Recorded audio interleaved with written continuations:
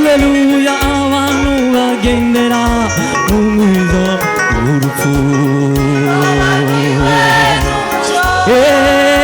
리림바 amahoro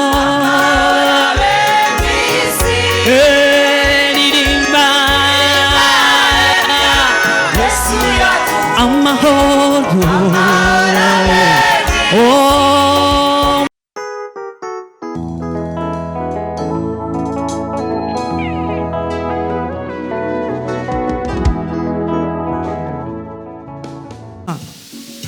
imana iravyitegereza irababara.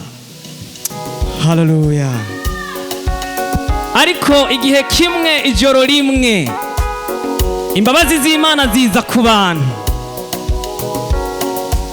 babona umuco urarashe.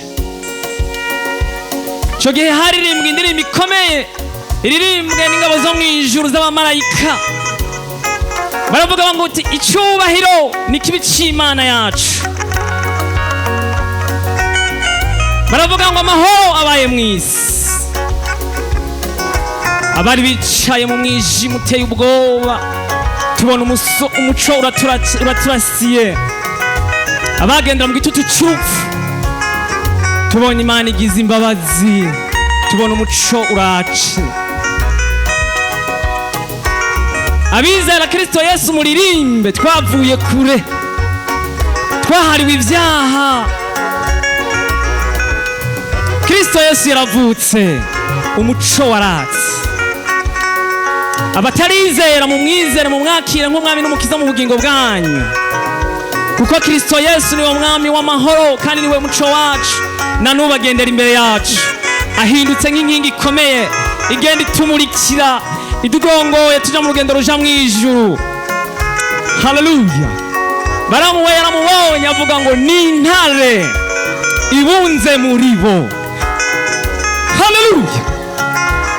Haleluya. Abantu bagendera mu mwiza w'umuzitanya,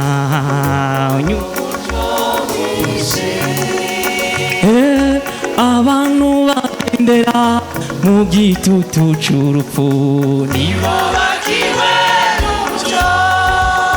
Haleluya. Abantu bagendera mu mwiza w'umuzitanya,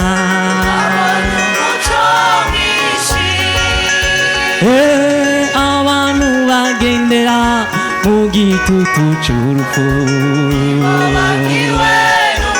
turirimbane.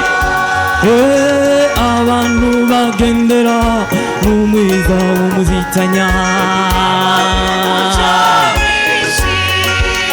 haleluya. Abantu bagendera mu mwiza w'urupfu ririmba amahoro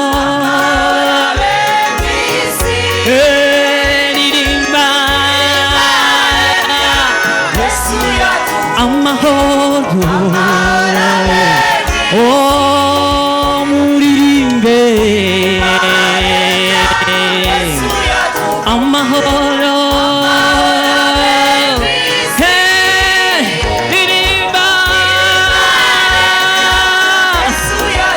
amahoro.